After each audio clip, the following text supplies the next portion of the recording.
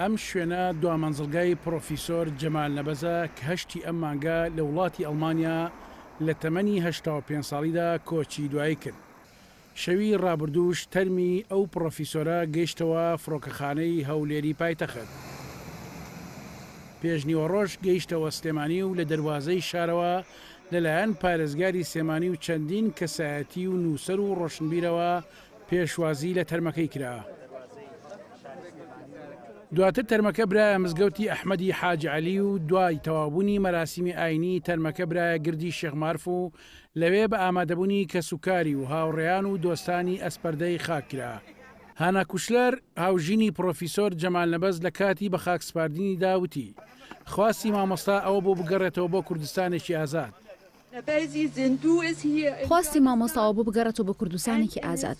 خەونی ڕزگاری هەموو پارچەکان بوو، ڕزگاربوونی پارچەکانی ڕۆژڵات و باشوور و ڕۆژاوە باکوور.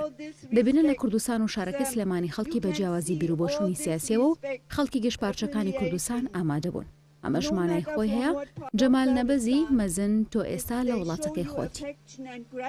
سلێمانی و بە ناوی خەڵکی سلێمانی و بە ناوی خاکی پیرۆزی کوردستانەوە بە خێراتنی هەمووتانەکەین، سواسی یەک بە یەکتانەکەین.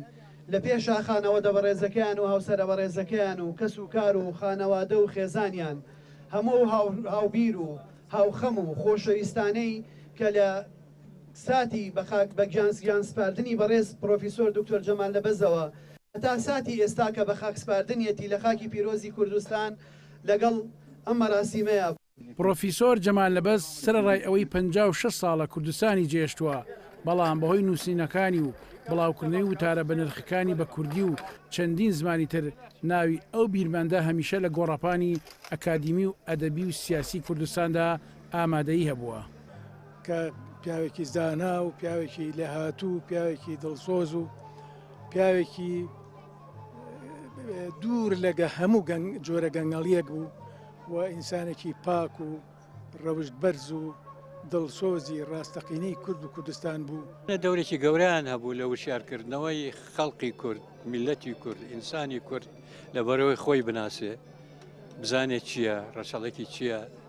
ناوێکە زیاتر لە نیو سەدەی ڕابردوو ناوێشی بەردەوام و دیار بووە. کەسێک بوو ئەگەرچی زیاتر لە 50 ساڵ بوو لە کوردستان دوور بوو، بەڵام بەردەوام هەردڵی لای وڵاتەکەی بووە، کاری گەورەی کردووە، کاری گەورەی زانستی لە بواری ڕۆشنبیری و زمانی کوردی و لە بواری سیاسەتیشە. پرۆفیسۆر جەمال نەبەز لە ساڵی 1933 لە سلێمانی لەدایک بووە. لە پەنجاکانی سەدەی ڕابردوودا لە زانکۆی بەغداد لە بواری فیزیا و ماتماتیکدا خوێندوێتی. لە ساڵی 1962 ڕووی کردووەتە ئەوروپا و لە ئەڵمانیا نیشتەجێ بووە. لە ساڵانی هەفتاکاندا لەگەڵ چەند هاوڕێیەکیدا یەکێتی نەتەوەی خوێندکارانی کوردیان لە ئەوروپا دامەزراندووە. لە ئەڵمانیا خوێندنی لە بوارەکانی یاسا و زانستە سیاسیەکان و ڕۆژنامەوانی و ئێران ناسیدا تەواو کردووە. بڕوانامەی دکتۆرای لە بواری مێژوودا بەدەست هێناوە. خاوەنی زیاتر لە 6 کتێبە. سەدان لێکۆڵینەوەی زانستی و سیاسی بە زمانەکانی کوردی و عەرەبی و ئینگلیزی و ئەڵمانی نووسیوە. بۆ گەلی کورد ڕۆژی هەشتی کانونی یەکەمیش بوو بە ڕۆژێکی لەبیر نەکراو، چونکە لەم ڕۆژەدا بیرمەندێکی نەتەوەیی و نووسەر و لێکۆڵەرێکی مەزن و تێکۆشەرێکی دیاری لەدەستدا. پاش بەڕێکردنی 5 ساڵ تەمەن کە بەشێکی زۆری لە غوربەتدا بەسەربرد، نەخۆشی پرۆفیسۆر جەمال نەبەزی بەرە و دواوێزگەکانی ژیانی برد و ڕۆژی هەشتی کانونی یەکەم لە نەخۆشخانێکی شاری بەرلین لە وڵاتی ئەڵمانیا کۆچی دوایی کرد.